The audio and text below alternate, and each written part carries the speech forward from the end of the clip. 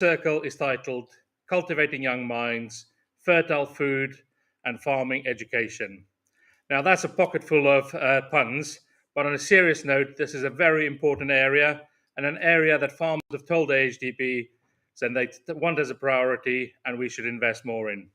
So yes, tonight we'll be talking all things food, farming, schools, stews and students, education and exams, curriculums and cooking in the classroom. I'm afraid to say Charlotte's already got her attention and Joe is definitely the teacher's pet. Yeah. Maybe all the way around. Now, normally, as the regulars would know, is that the circle is a discussion group with some well-known faces from farming and social media, and we sit around a table and then we discuss the topic. However, tonight we thought we'll mix it up a bit. Firstly, we're also joined by Iona Corbett, Head of Food and Nutrition at Chipping Campden School, and we were going to have Andrew Hartshorn. If you're on social media, you might have seen he might have been, we were going to try and be here, but he can't make it. As if though a bigger circle isn't enough, we've also then got a live audience in a theatre, and whoever's idea that was, we need to have a word. Anyway, so glad to have everybody here. We've got parents, we've got students, we've got farmers, teachers, everybody. But let's get stuck in. So we'll go around. Tell us a little bit of who you are, where you're from, what you do. Starting at the end there. James Taylor, farm with my father Andrew on the Broughton Castle estate near Banbury, with traditional mixed farm. We try and engage the public in various ways, which we'll get onto, but with sheep, beef, cereals, poultry, stewardship, and beeves. That's my honey there, bit of shameless product placement. How much is a jar? For you, $3.50. That's very good value. I sell mine at double that. Good evening, folks. I'm really excited to be here. My name's Tom Martin. On social media as Farmer Tom. We're passionate on our farm about helping people to see what happens on the other side of the farm gate. We have a medium-sized family farm. We're mixed, so we have combinable crops. We have some grassland. And we also run a charity called Farmer Time, where we link up farmers and classrooms around the UK and in fact around the world for a series of video calls so people can really see what we get up to and how we produce food and why they can be proud to buy British produce. And what is it called? It's called Farmer Time. Farmer Time. Farmertime.uk. Excellent. Iona. Hi everyone, my name's Iona Corbett. I'm the Head of Food and Nutrition here at Chipping Campden School. I've come from a background on a dairy farm where I used to do school visits, as well as having been a teacher for a number of years now. But the farming and the education is where I have a passion. Excellent. My name is James Herrick. I'm a suckler beef and arable farmer from Leicestershire, but you might know me better from YouTube and Instagram as at Baldy's Farm. Why is that? you wouldn't know. You're all right with the glare. We're all right. I was literally going to say exactly the same thing. My name's Charlotte Ashley, and we are beef and sheep up in Cumbria. It's a long way away, I can tell you right now. We're going into dairy imminently, so that's another interesting project for us. But we have a YouTube channel as well, which I want to say it's predominantly watched by a younger audience, so I have to tailor the content towards that. No? Well, I'm... Oh. You carry on. So yeah, I'm Joe Seels. We are beef and arable farmers up in South Yorkshire, and yeah, I've done a daily blog now for I think we're coming up towards 2 years, just about life on our farm and what goes on in producing food for the nation, I suppose. So we don't really try and push it as anything educational, but people do learn things along the way, and yeah, it seems to have been received well. So yeah, it's Joe Seels on YouTube and on TikTok. Roz. I'm Roz Reynolds, and I head up the education work at AHDB, and our focus is on educating consumers of the future, and that includes delivering an education programme called Food: A Fact of Life in partnership with the British Nutrition Foundation. Excellent, thank you. We'll dive in with loads of questions. If you're listening online, put your questions in wherever you're listening. We've got a couple of people monitoring those, and they'll be sending that in to me here, and we'll ask those questions. That's really what brings us all alive. We'll ask some questions of the audience. In a minute, Charlotte is going to jump in with some questions to our panel, and they can have the rest of the evening to think about that. And then at the end of the evening, we'll hear what they say. So careful, he's Charlotte. Sorry. We'll hear the questions the answers at the end of the evening. For the first person to answer the first question right on where, Joe? YouTube. So that person can win. Yeah. Oh yeah, YouTube. Win an AgriLeader mug. Brilliant. Have you got that here, Isaac? Hey? You got that here? So not in front of me, Joe. So, Product placement. so should have done. Right, Charlotte, fire away with the questions. So, question 1: how many Food: A Fact of Life classroom resources were downloaded in the last year? Are you writing that down? Are you on Google now? Well, No, I'm just making a note. we'll ask the questions There'll be later. no cheating, James and I are thank you taking very this much. seriously. Question 2: how many teacher training events did AHDB and the British Nutrition Foundation put on last year? Covering up the answers. I know what he's like. Oh, I didn't realise the answers were on there. How many delegates attended those teacher training events? How many Twitter followers has Food: A Fact of Life got? And what age range does our resources cover? So if you're listening online, put your answers in there, play along, and any questions you've got, any comments, then put them in there and we'll get them fired in. Right. So last week, AHDB and Leaf organised the Farming Food for You conference at Plumpton College, where there were 150 secondary school students. Roz, tell us about that. And a couple of these guys went along and will check some of their homework afterwards, how much they learned in class that day. But tell us about that. Yeah, so at AHDB, we have our education work that covers really 3 themes. So where food comes from, healthy eating and cooking. And this event that we delivered in partnership with Leaf Education was really focused on bringing to life that where food comes from message. And we particularly wanted to focus on secondary school students because we know that often opportunities to get out on farm are perhaps more limited at secondary school age. And so we partnered with Leaf Education and delivered the event at Plumpton College, which is an agricultural college down in East Sussex. We had 150 GCSE students from business studies, but also food preparation and nutrition. And they got a fully immersive day. So they got to go around the college farms. I know you guys also got to check out the farm, didn't you? As they bring to life that where food comes from message, but also get to meet people from the, obviously got to meet you farmers, but also we had other people from the industry as well, so local food producers talk about their products. And we also had workshops around the business aspects of producing food, but also bakery and nutrition activities as well. It was a good setup there, wasn't it? Yeah. So what did you learn, Joe? What did you see? Yeah, lots. Bakery. They're teaching them how to make bread. Yeah, we saw that. It was quite interesting because they were tying in, like, they were teaching them about the different protein levels and when to use it. The wheat's coming from just over the hill, like bringing it all like back to the farm. Vitamin E is good for your hair. I remember that one. Just to rub it in. It was interesting. Yeah, I've already got that noted down. It was interesting, like the butchery and everything. Yeah, we snuck off into the butchery. Was really that was good. amazing. But then, yeah, all the different produce and just teaching kids. I was about sort of farm finance, things like that, and which was interesting.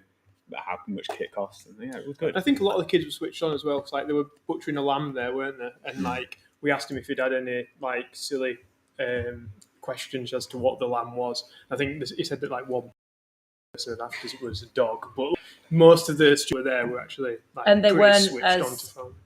I mean, it's in the most respectful way. They were as childish about it as what I thought they would be either. The questions were relatively grown up, and there was no silly squealing and carrying on. It was literally, he was butchering a lamb in front of them, and they just kind of watched and went, oh, wow, which was a better response than what I thought he would have got. Yeah, they were pretty mesmerised by it. And it was, I thought they would have been a bit squeamish, a bit silly, but they really weren't, were they? They weren't. I think the engagement was amazing. It was actually really encouraging. And we forget sometimes as farmers how interesting what we get to do every day is. But the thing that I think really impressed me was to local business owners who all running their own P&L, all running their own balance sheet, all worrying about paying staff, about about their markets. So they were not only learning about where their food comes from and the elements of nutrition, but they were learning about running a small business, about the commerciality as well. And that was just osmosing in as all the other subject matter happened. So that was great to see, actually, really encouraging. See, those kind of events promote so much cross-curricular opportunities, and I think that's sometimes where we don't do what we should be doing in schools. I think we need to be liaising more with other departments and minor studies as well, previously at A-level and GCSE. So I can see where those opportunities come. And I think where we need to be cashing in is working with our colleagues a little bit more to go, right, okay, we're delivering this, what are you doing? How can we link it up? Let's look at it as a bigger project rather than just food and nutrition in isolation, business studies in isolation. Word isolation. I was talking with some of the great audience members at the beginning about, a subject is really isolating, whereas actually when you look at food production, you've got all areas from mathematics through to all areas of science and technology, software, and just all kinds of areas as well. And there isn't, you don't pick a subject, actually move through various different subjects. That's the bit I enjoyed about it, actually, looking at farming and the associated industries with it that go along with it. I think it probably, you maybe weren't going to inspire the children to want to be a farmer, but to open their eyes to other possibilities. I think that was quite a nice thing. It was interesting. And the whole connection back to food and where it comes from, how do you think that landed, or what did you pick up on that? I watched a group of, I think they were food technology students, and they were talking to one of the ladies there who had a farm shop, and it was venison, and she was explaining about seasonality and things like that, and they didn't leave. They just stood listening to her, and I thought she just had them, and she was explaining to them how we have a shooting season and things like that, and that's not something I would have been able to explain to them, and they took it all in, which was. It was just good to see engaging with them. I was talking to this one lad, and I was saying we were looking around the dairy part, and so all the cows were there, and I said they're in the stalls like that, and they're laid down, and then the pee from the back end, so that's why the stalls are all clean and blah blah blah. And he says, "Are they all females then?" I'm like, I should have gone back to basics. Yes, they are all female, and I'm telling him a bit more technical, and I needed to cover the basics rather than start at the other end. And Roz and Iona, maybe, is that, how do you find that balance of not teaching people to suck eggs, but how do you pitch it, or how do you find out, and bring maybe some new guys in that then get kids on school as well? I think what was really great on the day was some of the technology. That was a real entry point in terms of, because so they had robotic milking there, and that really kind of connection. And I think it's also that in terms of the industry is so forward looking and the technology, and that it's possibly not what they thought. So actually that kind of possibly connected with something that they were interested in themselves as well. I think some of you guys were quite fascinated by that, but also I like it. how taken they were with robotics and things, and it is that it's in terms of the kind of wider supporting industries as well, that sometimes there's an opportunity and accessing. If you want to send up a dairy and have a chat to Charlotte. Yeah, well, that's it. We were looking at robots big time, weren't we? I've got a perfect caravan. But it was really good. I quite liked the fact that we had so many. All the wider industry, and then obviously at farming, all in the same place together. So it did give that sort of reality. I think a lot of them perhaps thought of farming as being a farmer, whereas you stick them all in that room, and they go walk around a farm, but they can go actually do something in a tractor dealership, or you could work in a bakery, and it's like a subsidiary industry, but within the wider industry of agriculture, which I thought was quite good to show them. I think going back gaps of knowledge and how far back to basics do you need to go. Certainly with our year 7s, we do a baseline of, right, what have you brought up with you from primary school? Do you know where your food comes from? How much of that element do you know? Have you covered the healthy eat well guide plate? They kind of know the basics of that side of things, but then when you start going into nitty gritty, certainly when we were doing where's your food come from when we're looking at rearing it, growing it, catching it, foraging it. What other byproducts come from animals? So cows, we've got dairy, we've got leather, we've got beef, we've got, and that realization of actually milk isn't going to come from a beef cow necessarily. There's dairy, there's different breeds, bred for different the gender, etc. So you start picking out those little things, and then you go, okay, let's stop, let's plug these gaps before we move on. As a teacher, is that your choice how in depth you go, or is there a set guideline for what you should be teaching? There's the curriculums laid out for us, so we have to cover where our food comes from, food provenance, labelling, all that side of things, making sure that they understand that it comes from, it's either caught, reared, grown, or foraged. I guess I've got the benefit of having lived on a dairy farm, so I know sort of the more technical side of it. So I can go in and use my personal experience, and I think lots of teachers bring their own personal experience to the table, and that's what makes it engaging to students. Yeah, but when they don't have that background, when they don't have that background, how do you do it? Yeah, one of the teachers on the teacher centre, I'll just bring it up for you actually. Bear with me a minute.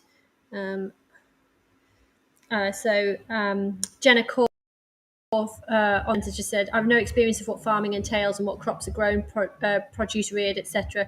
I'm very much relying on programmes like Countryfile, etc. I'm trying to plan a trip to Lancashire Farm Education Centre to help both myself and my students understand more, as I find I retain things better if I'm immersed in the experience. The struggle is for schools trying to get trips out. I think food education is the biggest, most important topic for health, farming, sustainability, you name it. Everyone should know where their food comes from and understand what goes into producing it, hopefully preventing more food waste. And if you haven't got access to it, it makes it really hard. And I think from a secondary school perspective, there's a lot of great work being done. Primary schools find it a lot easier to get kids out onto farm, but the time constraints on the secondary curriculum are so tight and so restrictive, particularly when you're working with exam groups. So how do we interest teachers in that? We're thinking about interesting and engaging children, but actually, if the gatekeeper is teachers, we've got an in with you because you brought up on a dairy farm, you've got that knowledge. You're not baffled by some of the weird language we might use, but how do we actually engage teachers? Is it making the curriculum more applicable? I don't know. I think it's actually when we're teaching, we need access to resources that we can use in class environment, but is on farm. So there's that crossover, which I guess you do a lot through your. I'm going to get it wrong now. Farmer time, yeah. And somebody did say on. I'm just going to bring James in because you do a lot of bringing. Yeah, I mean, a message I wanted to get across is that there's probably farmers watching this. Just tell us what you do first of all. Yeah, so I do a few things. So we do school visits. So I was just speaking to Bob Harrison and the audience, and the numbers of school visits he does a year puts me to shame. But we do sort of about 25 a year, and we tend to sort of batch them at lambing time and calving. So we do really immersive visits. I try and do 6 or 7 very hands-on activities, keep people busy. Just done some autumn visits where we do calf feeding. I've some day cross calves for people to feed. We do apple pressing, go and dig potatoes. People have got some to take home. We've got some hens on the beekeeper, got display hive, etc. So it's very sort of hands-on. We were saying about this, it's easier to get primary schools out. That's true, although a lot still find transport costs a real barrier. But the message I just want to get across is that if you're a farmer, watch this, if you've never done a school visit, there's a lot of help out there, and it's actually a lot of fun. You don't have to spend a huge amount of resources. What I do is really sort of low cost. It's just time, enthusiasm, get some messages across, try and get that sort of wow factor, because there's a lot of things we do which we sort of take for granted because we see it every day. But actually, when people experience it for the first time, it's a real joy to see the sense of enjoyment. But like Joe's thing of the cow. Yeah. Roz. Yeah, so you were mentioning in terms of support for farmers who might be interested in hosting school visits. So that's something that AHDB is doing. So we're running a pilot at the moment. So we're supporting 20 farmers who we've recruited via an open application process. And actually today I was on one of the training courses with 10 farmers who put themselves forward, as I say, to host visits, and they're new to it. And today they were doing presentations about what they would deliver on farm, and it was just fantastic because we've talked about those personal stories and that connection and that passion, and that really came through today from those farmers kind of presenting back. So It's anything from in terms of why they love cows and also their sheep, and talking about the animal welfare, but also about soil health and the importance of soil, and also things around kind of carbon as well. So bringing some of the sustainability messages in, and it was brilliant. So that's just part of the support program that we're doing. They're also going to be one-to-one support, and also towards the cost of coaches, because we know that is a barrier. So having a pot of money available for that. So my wife's a teacher. She says the risk assessments that you have to do to go on a school trip. That's our barrier, to be perfectly honest. It's a barrier for And I help with. Yeah, so that was a big part of the first day of the training courses. Today, so was the second day, but actually the first day was looking at some of those considerations around health and safety, and how to put together that risk assessment and work with the schools as well to get that over. I find generally, the first time a teacher comes out, they can be anxious about that. Once they've come out and they see you've got common sense, you've had a look around, and you've tried to mitigate risks, they're generally pretty okay with it. I think once you've got a teacher out for the first time, it's very rare that they don't want to come out again.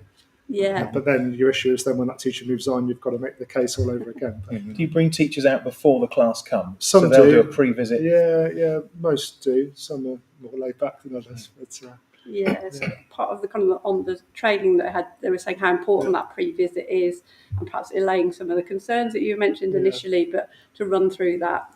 So I think also finding the links as well with local farmers or what have you, where you can go out, and a countryside classroom is really good for teachers if they don't know where to turn to for finding someone to link up with. I know we've been on that before, and certainly doing their CVAS accreditation, the training that you were talking about, Roz, is a great way for them to engage with with schools as well. And obviously then we've got Farmer Time. Tell us a bit about that. How does that connect? I'd love to tell you about Farmer Time. Farmer Time fell in our lap as an idea 7 years ago. As I said earlier, we link up farmers. Each farmer in the UK has their own classroom somewhere else in the UK. And the farmer and the teacher will get to know each other. The teacher will explain a bit about the curriculum, the farmer a bit about the farm. And then the teacher will say, at the moment we're studying, and it could be genetics, it could be poo or reproduction or climate change or water or weather or soils or pollinators or root vegetables, you name it. And the curriculum is incredibly broad, as it should be. But equally, I think what our teachers are amazed by as they progress with Farmer Time is how many elements are appropriate to or can be illustrated on the farm. I got a call from a friend of mine the other day, and he just put me on the spot live. He said, "My class are here, Tom, and they want to help you out with your fencing problem." I said, "All right, tell me, how can you help me out?" And they said, "Well, we know you've got this field you need to fence, and we've calculated how much fencing, how many meters of fencing you need to buy, and how much it's going to cost you." And so they told me. It was clearly some kind of made-up field, or he'd found it on Google Earth. But they'd done that, and that was bringing maths in. And using that as an illustration, because we know that some children learn very visually. Yeah. Some people learn very experientially, and others, they can read a book and remember everything about it. But I think it's about bringing all those avenues of learning. And in farming, we can do that. In the countryside, we can do that. It's so experiential. And your visits, those children in their 40s will be able to tell you the name of one of your chickens, probably, because it stuck with them, and they'll be able to tell you also how that relates to their learning, because it's just sat in. I think having that visual, having the practical experience, whether we're doing it in class or off site, it just brings it all home. It makes it more real to them. They're able to engage with it much more. It's great repeating information to them, whether it's the sciencey side of things or if it's talking about specific ingredients or diets. I was doing with my year 12s, we're looking at alternative diets and things like that. But when they actually do it and they have to think about it for themselves, that's when it makes it real for them. And they go, actually, can't do that because there's this problem, or I've got to find a solution to that problem. And they do. And certainly lower down the school, 7, 8 and 9, we just made a really simple mayonnaise the other day with year 9, and they were like, I never knew I could do this. Why am I buying mayonnaise? I can make it at home. And half of them took the recipe on. I'm like, I'm going to do this tonight. It's, and those sort of moments where those light bulb moments that they have, and they realise they can do it no problem at all. That's what you get. That's where I get. Where you get your buzz from. Yeah. Completely. So how do we really change things? I mean, we're at a point in history where people have never been more interested in where their food comes from, but they've probably never been more divorced. They've probably never known less about it. Is it huge investment? Is it a complete way of thinking? Is it, what is it? What do you think as an educator?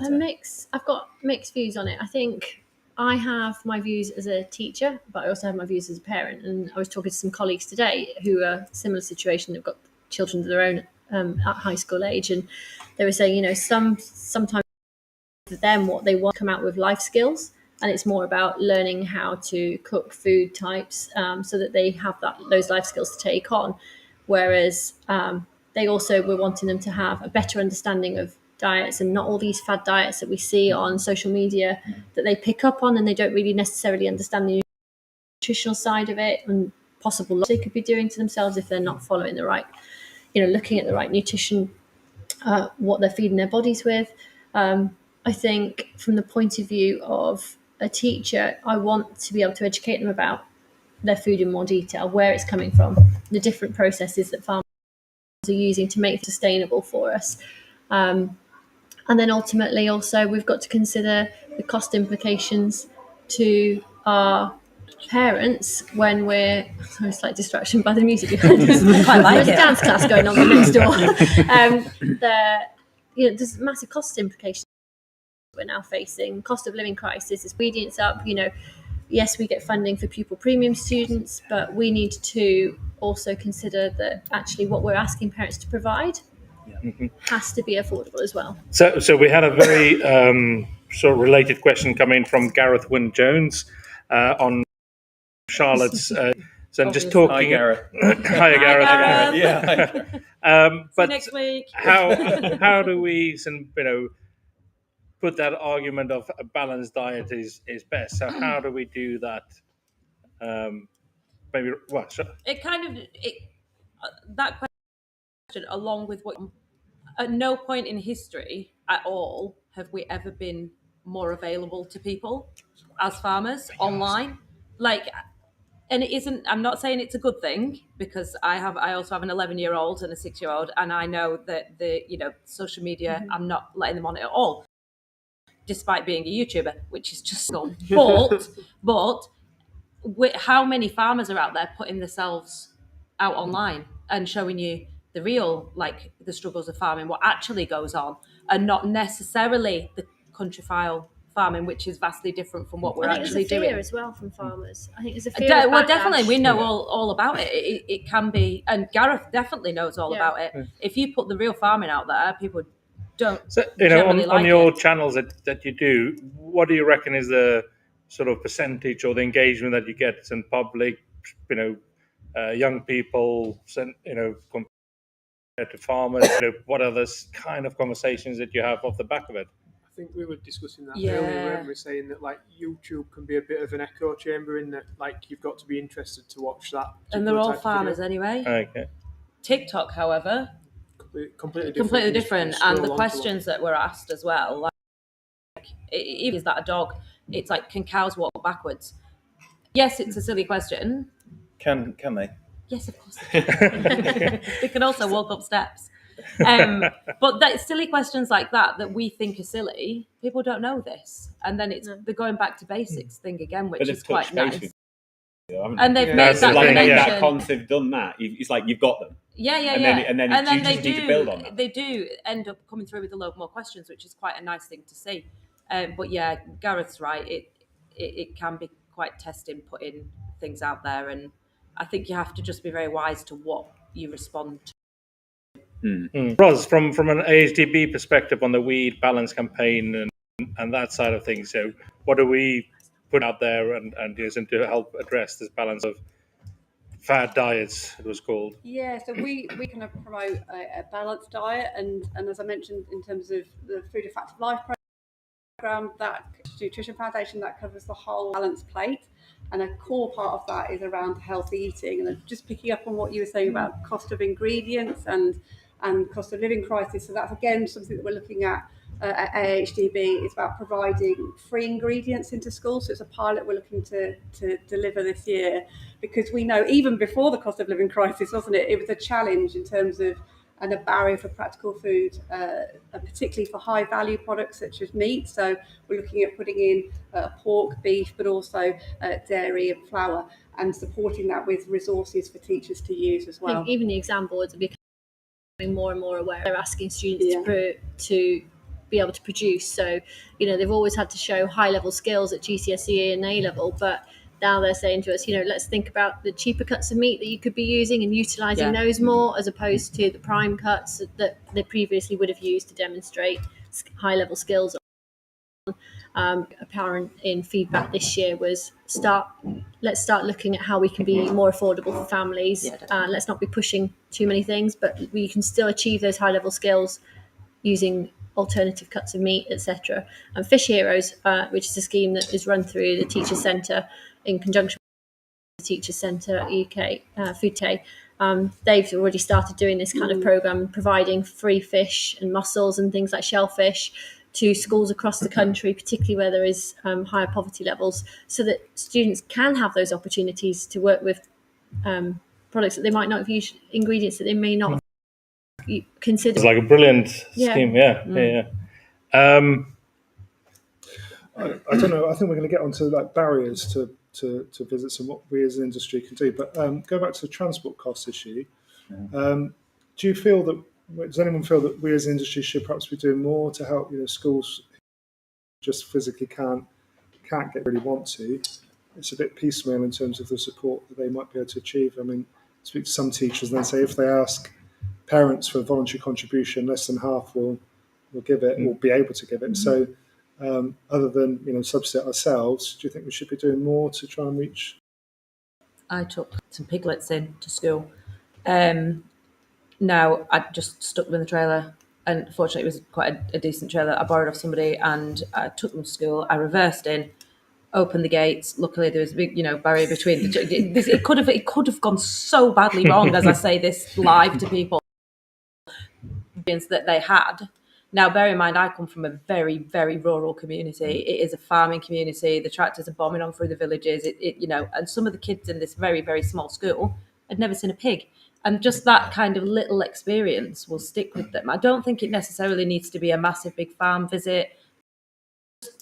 If ever try to do a little, I know everyone's going to go, take a cow to school, which you wouldn't be able to do that anyway. But do you know what I mean?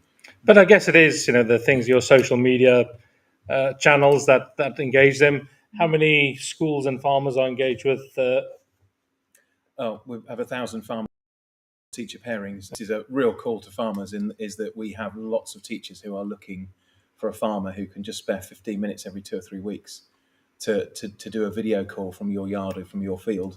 Plug away. How do they get involved? How to get farmers? Farmertime.uk for more information. Sign up, and we'll pay. Just sign up as well. We might take a little bit longer to get you a farmer, but farmers, get on board. We want to give these teachers a great experience. We want to, what I'm hearing about the barriers, whether it's our health and safety or it's our whatever it might be, it's the cost of transport. If we want something enough, we'll find it there. And actually, Farmer Time is a way that just brings that excitement, the kind of interest, not only in our young people but our teachers.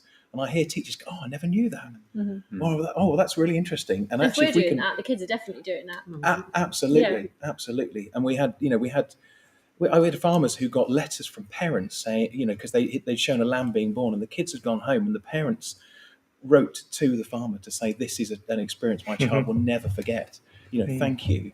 And it's bringing that excitement, which is what we all have.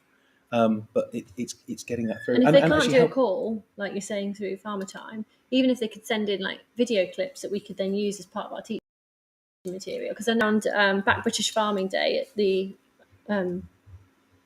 beginning of September, wasn't it?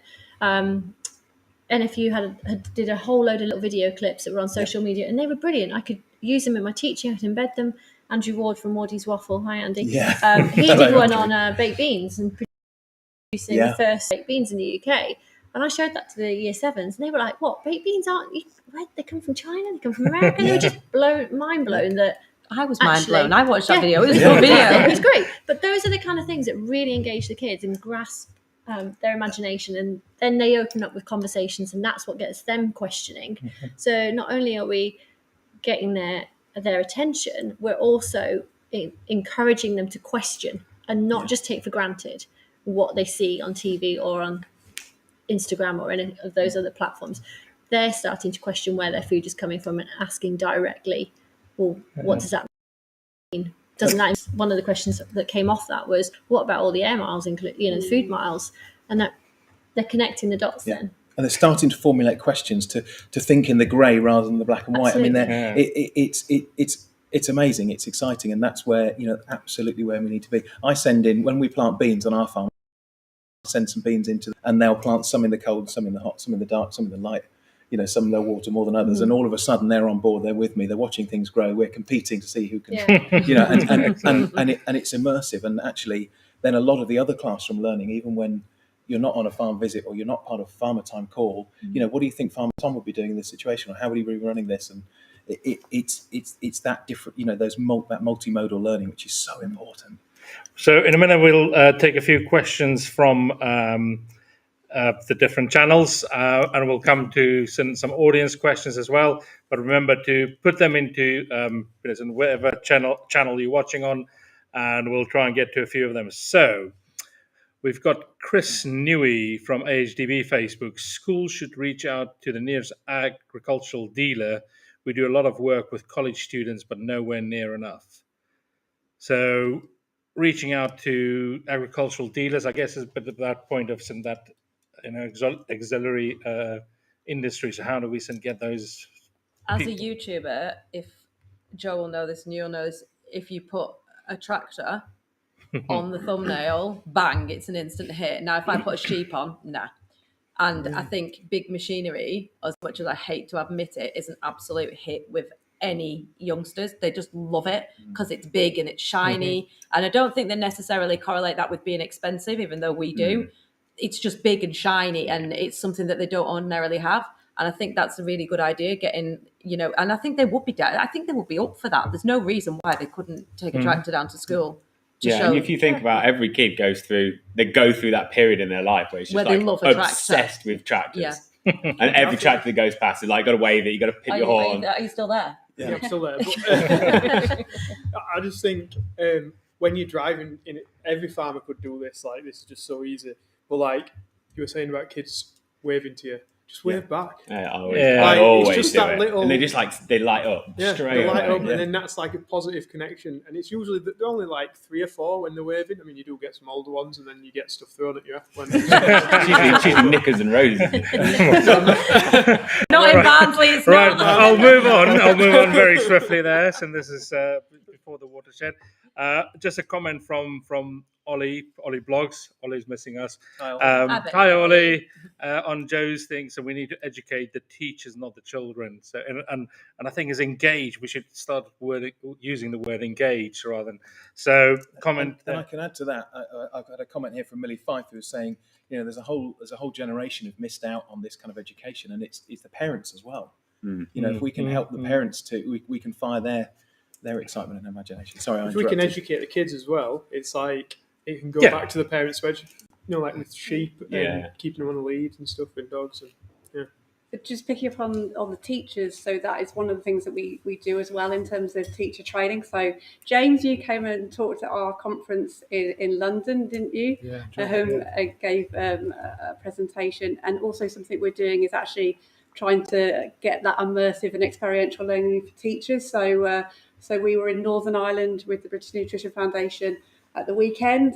So we were at Caffrey, so the agricultural college there, and we're looking to do something similar in England with Harper Adams in January. So bringing teachers along to have that experiential learning. And how many of those have we had in the last year?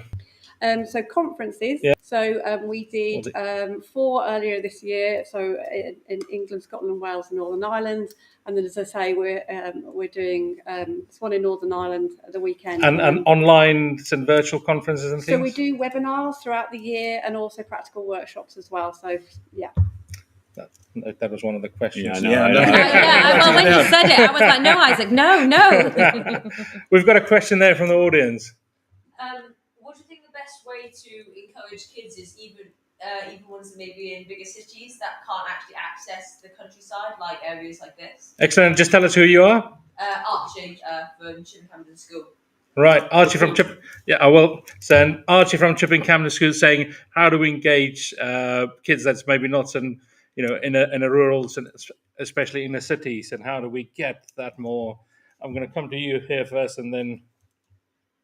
I think like the Food a Fact for Life resources are brilliant as a starting point for teachers, particularly that are in inner city schools, linking up with the likes of Tom here and what he's doing is a great starting point. There are lots of programs available. There are certainly countryside classrooms, quite a good way of linking up a little bit more. That's not just for rural schools. There's loads of resources on there for inner city schools as well. I don't know if you want to follow on from that. And I think it's with any kind of education, learning, engagement is about finding out what people are interested in and go walking on that journey with them. I've had some great comments, Ben Martin and Jake Freestone, talking about actually how we link food with health. And if people are interested in going to the gym or in looking good, actually we can illustrate that as part of the food journey. So it's finding out what they're interested in and just going along with them. But I would also say to you that I've definitely learned there are as many people in my local village school who don't know about food and farming as there are right in the middle of Birmingham or in the middle of London. We've got a lot to learn. We've got a lot of work to do. I would, yes. We're going to talk about the same thing. Yeah, we are. Go on, you go. Go on, Joe. I was just going to say about on YouTube, I get a lot of comments from people saying, and I've done mowing before. I've done it on Farm Simulator, and like it's just a gateway to get people interested in farming and like these farming games that are out there. Social media, and I know obviously I'm preaching to the choir, stood with these guys, but it's so accessible. Everybody has it. Children sit on it at night, and they do, especially in a city, especially if they can't get outside. Like my kids are lucky enough to be able to walk outside onto a yard full of animals. Not everybody can do that, and I am well aware of how very, very lucky we are to be able to do that. But social media is in the palm of the hand, and it's not uncool. Whereas if I was to say to somebody, an 11-year-old in the middle of a city, why don't you go on the Food Fact Farming for Life and all this? They're not going to. Let's be perfectly honest. They're not interested at all. And half of the time, they're not interested in where the food comes from. They are interested in messing around on Instagram and TikTok. However, we're all on TikTok trying to, push the message a little bit. And I think especially when we're quite good at keeping the content. We do get slated a little bit for being childish quite often, which I have come to terms with now because I'm a very sensible person. But I think it does still engage a younger audience. It might not be doing anything for me personally, but actually I can still have the conversations with a younger audience and hopefully still an adult audience. Whereas if I started talking about facts and figures and started getting really serious, you turn them off. And I think that's an important thing because for what you guys are doing and sometimes what we have with this, it is that audience that we're trying to reach with this. You can't be too serious or too facts driven. So. Yeah, exactly. And I've got a great farming simulator story. I'll tell you later because we're not going to get into it now. But I think another thing is we've got now, which is whatever you think of Jeremy Clarkson, has hit so many people who have never had anything to do with farms ever before. And it's engaged them and it's just got them thinking, which I think has been a real positive. And obviously that's something that's had multiple series. It's got more series coming out. And it's just a constant reinforcing that message, which I think is a real positive for us. And then it's something that, with social media, with Farmer Time, you can then build on that because it just gets them engaged in the topic. I think also we as teachers can do things in school. It doesn't have to be about taking children off-site. We have certainly for Year 7, we've done Food and Farming Day here, whereby we've had local farm businesses come in. Lower Clopton Farm Shop's been in. We've had Leaf have been in. We've had Gorse Hill Dairy. They all come in and they talk to the students, and we're looking at developing that further. So it's not just Year 7, and it's developed into workshops and things like that for the upper age group. So we're looking at not just Key Stage 3, we're looking at Key Stage 4 and Key Stage 5 moving forward. So far, it's only been done for Year 7, but there's so many opportunities. And actually, if we could get the likes of you guys into those sort of days, everybody's benefiting. Can I ask? We'll have to repeat because you won't have a microphone. What do you think? So I think definitely with the pairing up teachers to farm, I think that's a really effective method. And also, like when you said about bringing even just the tractor into schools, just so then you're able to get a bit more of a hands-on. I think it's a really good idea. Really clever. Peter? Brilliant, thank you. So that was kind of really used to kind of pair to run farmer time basically. That's brilliant. But also the kind of the experiential, just getting on board a tractor in the playground, and that's starting to kind of fire your interest, your engagement, your imagination. Thank you. Great response. Iona, I think Archie's a star student. Yeah, that's right. Archie's going to help me set up food farming day. I was going to say, if we've got, for schools like Chipping Campden, we've got a lot of students from farming backgrounds, from agricultural backgrounds.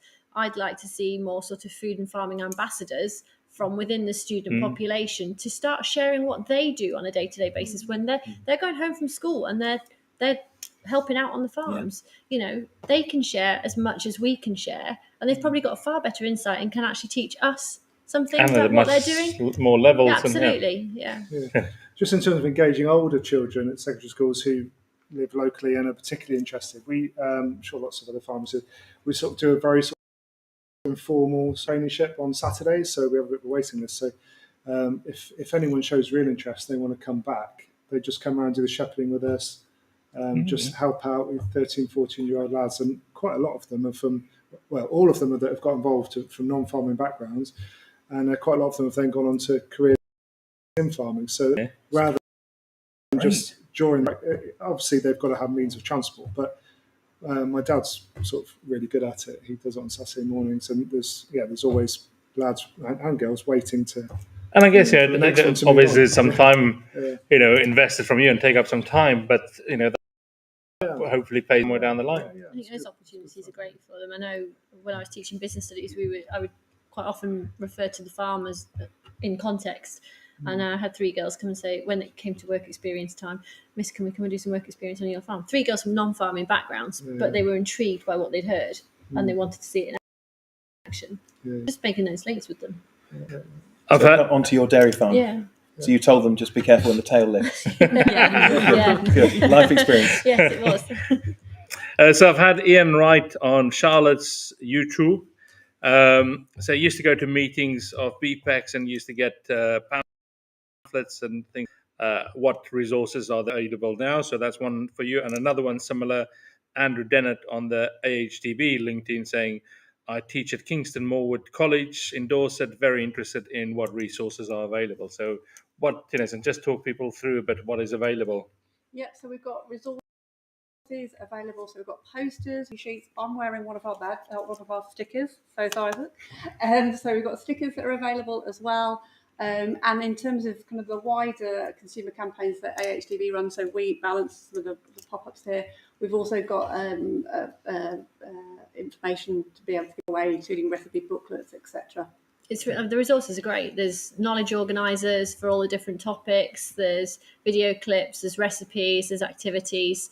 So certainly secondary ed, and it's broken down by key stage as well, which is really great. I use them quite a lot. So we've got to be learning your language and speaking in key stages and curriculums rather than. I had a lady get in touch with me about basically doing what you do, but I went, I've no idea. I haven't got a clue, and I didn't have a clue. And then she started talking about curriculums and fitting bits of farming into curriculum, and I was just like, wow, this is just it's pretty beyond me, but maybe it's not really. How do you guys find that on your socials? Because we're divided by our language sometimes. We talk about drilling, and people think it's a hole in the wall. So how do you adapt your language and your terminology on your social media? I think sometimes when you've got a visual stimulus as well, they can tie one to the other. So you can talk about drilling, but you've got a drill. So you're talking about what you they can see that. So it is a bit easier. It's probably more difficult when they don't have something that they can look at. It's like, oh, that's obviously what they're talking about. So I think I'm conscious of it, but I don't probably take as much note as I think. Very conscious of it, and I will. It depends what platform it's on. If it's on TikTok, I will literally go, this is a crush, and this is how you go in a crush, and I'll go through the crush and say, and this closes here, and it doesn't crush anything, and it doesn't hurt, and like it would be very simple. Whereas on YouTube, I do find myself, because I'm speaking to farmers, say, I'm not being patronising to anyone, but just in case anyone doesn't know, this is what this does. And it's a hard one to try and get around because you alienate one audience and bring another one in. You're not from a farming background. Do you think that's helped? Yes, very much. Very, very much. I had to learn. And it was only when I married a dairy farmer and he was talking at me like I knew what he was talking about, and I was They do that. and then I would be doing the same Just thing dairy he was farmers. talking about from an education point of view, and it'd be going over his head. So we had to somehow get to a point where we were like, okay, this is what you, or if we had school visits coming out, he was doing his stuff, I'd be breaking it down into layperson's talk and almost humanising it to if the cows I think were the human. children Yeah, I are think quite if I often keep it polite, simple. aren't they? And they won't necessarily say, I don't understand you. I think 'cause I just worries say I'm sometimes. feeding the cows all the time. I've not got a cow on farm. Yeah, I They're all know. bullocks and heifers. But Yeah. as soon as you start saying like, oh, this looks here and this, and if Yeah, but people even don't sometimes for farmers is confusing because like some people call it one thing and some people call it another, depending on where you are in the country. Yeah, you're right. So, We had a question there from the audience. Tell us who you are. Rob Harrison, local dairy farmer. I suppose as a dairy farmer, I think there's a lot of misinformation around, certainly around climate change and that cows are bad for the environment. How do we put across to I suppose it's everybody, but certainly educating or trying to make sure that everybody understands. It's quite a complex area, isn't it? Really. So how do we put that across so people understand that cows aren't bad? They do a lot of good in the world as well. And actually, it's behind, isn't it? It's about a balanced diet. It's about all sorts of things. So Rob Harrison, local dairy farmer, asking about how do we get the message out there around environment and some the bigger picture, as well as just about food and farming. So how do we get that wider message out there? Just keep pushing the truth. I think if you end up with comments, which you very often do, that are sadly misinformed, should we say, don't engage with them. You can, and it might be the wrong thing to say, and Izak might completely disagree with me from a professional perspective, but from a personal perspective on social media, you're banging your head against a brick wall half the time. All you can do is show your truth and what you do. And if you, like you said, you have a visual aid with you because you're actually on the farm, so you can't necessarily argue with it too much. But I just think showing what you do in a more natural way instead of maybe facts and figures. Do you know what I mean? It is a hard one. It is a hard one because like Gareth, who will maybe still be watching, loves the argument. He'll take them on. Like, he loves it. I don't, and I find myself getting tongue tied, and then I end up getting really annoyed about it, and then I'll sit there and I'll be seething, sat on the sofa, annoyed at my phone, and then you just think, why am I doing it? And it takes all the fun out of it. But there will be resources, won't there, available to actually put these things right. Well, I once asked, I don't know if this is the right thing to say. I once asked about, was there a database of facts and figures that we can access to be able to combat misinformation? And I think there is sort of a database, isn't there? But it's maybe not necessarily accessible to everyone because it can be changed negatively, should we say? Is that right? I'm not quite sure on that one. So something that we do is we challenge misinformation, especially around adverts or published papers or like that. So you can email into AHDB and we'll review it and then send challenges. And we've had some great success with some campaigns by Oatly, for instance, and they had to retract some of their statements. So that is something that we do on behalf of levy payers. So yeah. On visits, I dig a soil pit. We've got organic matters between 10 and 13% on arable land, and that's specifically because we keep livestock in the arable rotation. So I try and just make it very practical and compare a healthy soil with benefiting from livestock and one that's not. Yeah, I keep talking about the cycle. How we're mucking out, we're putting that on the land to grow the next crop, to feed the cattle, to bed them down. And the range of habitats and the fact we've got wildflower meadows with like over 100 species of grass, and that's specifically because of the way the cattle graze. And so we try and bring in the system and the sort of habitats, the whole ecosystem. And especially with the biodiversity and that being more on people's minds. And I think that's a very important message to get out there. Engaging with other subject areas as well, looking at your geography students and things like that, your land and environment students, not just food teachers. I think one of the problems with misinformation is it's often a very simple and easy message that they're trying to put across. So they'll just say like, oh, cows are bad for the planet, stop eating beef. And you're going, well, actually, no. But to explain why not just takes so much more that it turns them off.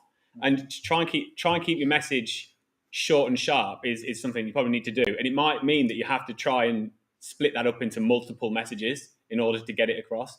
But yeah, it is difficult sometimes because it's very easy to say don't do something and to get someone to go, okay, because they feel like they shouldn't do it and it's bad. But to try and get that message over, actually, no, it's okay. It's always a more of a difficult fight, I think. A lot of it's in your framing. So, Rob, how I approach this is we talk about mimicking nature. We look back at how our deepest soils were produced by megafauna, which cows are, passing across the prairies, the plains. That's the alpha soils, the Andes soils, for those who are really into their soils. In meters deep, thick humus, and that's then built up to become the world's third biggest carbon sink behind oceans and fossil carbon. So all of a sudden, you've reframed it. You're into that, maybe a geographical narrative, and actually you're owning the place rather than saying no, it isn't. Because no, it isn't a really difficult argument to come to, or I think you're wrong, because then it becomes into opinion. Actually, if we start with let's get behind this, let's get underneath it, and let's get into something that we can really communicate, mimicking nature, for example, then we can get that correct message across. It's not about winning; it's about I think it depends on what level you're talking to people, and if you're talking to a 12-year-old who's got it in the head because they've watched an advert on television that meat's bad for the planet or dairy's, evil because you're pulling the calves away or whatever, I think that's an entirely different ball game to educating people that are open to listening. It is It's a fine balance. It's very difficult. Have you got any more questions there? I've got one here from Colin Bateman, AHDB YouTube, saying maybe we should think about linking inner city schools with farmers, like twinning schools or twinnings in cities. So I guess there's a bit of... Yeah, there's a great organisation called Farms for City Kids who do residential visits, real life-changing visits. And it's really like a small-scale evacuee scheme. And when we think back to a couple of generations, people really connected with the land by being evacuated and spending amount of time. Just say that again. What's the? It's I think it's called Farms for City Kids. Kids. So they're great. They only have a certain number of visits they can do, but for those people, it is immersive. It's life changing. They'll look back on that as something which will have changed the course of their lives. And I'm speaking to a few of the younger guys this evening who are looking at what course do I take? I have an interest. But how do I get that from an interest and a subject into my life direction and calling? And it feels like a really big thing to be thinking about. But I think we really need to be helping you guys to move into our industry, to move into, well, not even our industry, into food production. We're here for you. It'd be great to hear more perhaps afterwards about how we can do that. How can we do that better? Iona, as a sort of wish list, or if you had a magic wand, oh my goodness, what would you like, and how can farmers help you, get the message out wider and to more teachers and to more students? I think it works both ways. I think we as teachers need to be more confident to actually go, right, I need some help on this. I don't know enough about it myself. I need to improve my subject knowledge around these things so that I can provide a better education to my students. So we need to have the confidence to be able to reach out to the likes of yourselves to go, right, how can you support us? Could you give me some information on such and such, and not feel like we are incompetent in what we're doing. We know so much, but we don't know the nitty gritty because you guys are the professionals in those areas. And likewise, we were saying about the language exchange and things like that. I can teach you about the different key stages and the curriculums and how it ties in and what have you. And maybe we need to be doing more of that with each other so that it's on the right level for students. And I think we both almost need to help each other because, I quite often hear farmers going, yeah, we'll come and help. But it's what level can they help on? We need to be more specific about what we need from farmers as well. I think from the teacher's point of view. I'd love to see more farmers coming out to school and even doing small workshops on school site. I mean, we've got chickens here and we've got a polytunnel that I would love to be able to develop into like a cottage garden kitchen sort of thing for our students to then grow their own food and use it in our school kitchens. But we haven't got the resources to be able to do that. I would need volunteers to come in and help me manage that in lunch hours or after school clubs. our time is so tight as it is, whether it's in school or trying to get kids out of school, do things. We almost need a little bit more of that. Okay, if I can't come to you, is there any chance you could come in? Like you were saying, bring in the lambs or what have you, and do something. Put the tractor on the car park when we're doing food and farming day. All of that just switches on imagination. But yeah, wish list is. The North in me just wish that went home and pigs all over the place. It could have. The whole thing could have gone wrong, really. Right, and we've run out of time, so we'll wrap this up. But so Charlotte, if you repeat the questions for us, please, and we'll have a few. Make sure these two cheats, and as they did in their exams at school, and we'll just hear what you think. So, question 1: how many Food: A Fact of Life classroom resources were downloaded in the last year? let's try. Have a stab. How many food are 10,000? I was going to go for. I think there's 15,000 schools in the UK, so I'm going to say one per school, 15,000. Is that a bit high? Do I give you the answer now? Yes, give us the answer. 1.3 million. What? Wow. Yeah. Wow. So we're getting some reach there. Yeah, that's a lot. That's a lot. Number times my number. Question 2: how many teacher training events did AHDB and the British Nutrition Foundation put on last year? I want to say 4. 7. 4 plus 1 in Northern Ireland. 16. I feel like include online. online. I feel like we got Online 4. as well. Okay, So it's a bit of a trick question there. How many delegates attend these teacher training events? In the last year, how many have come to them? 800. Yes. How did you know? You've got that on No, Google. I did 50 times 16. Stop it. Quick maths. How many Twitter followers has Food: A Fact of Life? None. Twitter doesn't exist. Good point. That was good. X followers, over 10,000. And what age range does the resources cover? All age ranges. Yeah, school yeah, kids. All key yeah, stages. 3 to 16. Not key stage 5. Excellent. So if you're interested in that, have a look at the AHDB and British Nutrition Foundation Food: A Fact of Life resources. Give that a good plug. Yeah, so foodafactoflife.org.uk. So check it out and increase our downloads. So even I'm 1.3 million. Right, we're going to get it to 3.1 million. Yeah. Farmertime.uk, farmers and teachers. Join us. Excellent. So I'm going to go around and take home, or one thing that's you're going to do, or you've been asking the audience to do, going out there in a minute. And then we'll start wrapping it up. So I'm going to start. No, I started this side last time, and then we'll go around that after who we are and where they can find Roz. So one take home From today. from today, to people to do, to remember. So I think in terms of, obviously farmers, in terms of this action, I guess Iona, you talked about this in terms of how you can support schools, but also help us get the word out about the resources that we've got. Maybe if farmers could engage with their schools. Sorry, I've got Max waving at me here in the background behind camera. If farmers could go out and engage with maybe the local schools, or wave at kids that wave to you in a tractor. Yeah. Mine would be, it isn't costly to engage with children on farm, either infrastructure-wise, which I didn't consider. I had it in my head, building a classroom, which is obviously a very costly thing. Obviously that isn't needed. And it's not costly time-wise either, which is something I didn't know. I'm going to say, sign up to Farm Time and get involved with just put social media, try and tackle any subject that you want to talk about, whether it's dairy, beef, whatever you do on farm. And if you don't want to do it, support those that do and promote them. For me, I would say if there's any farmers in the Chipping Campden area that would like to reach out to us at school, I would love to sort of work with you and see what we can do, certainly moving forward with our Food and Farming Day. I know I've got loads of students that would love to engage.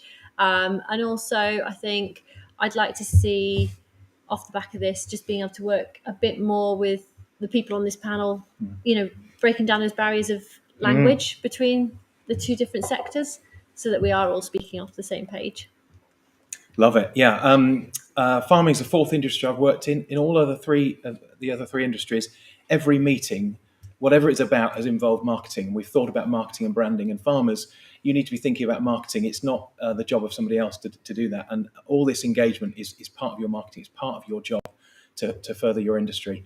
And I would also say carry the conversation on social media as well. There's lots of people who are really interactive. So if you've got questions, if you want to find out where and how to engage, get in touch with the AHDB, with Leaf Education, anyone here, and we promise we'll be not grumpy.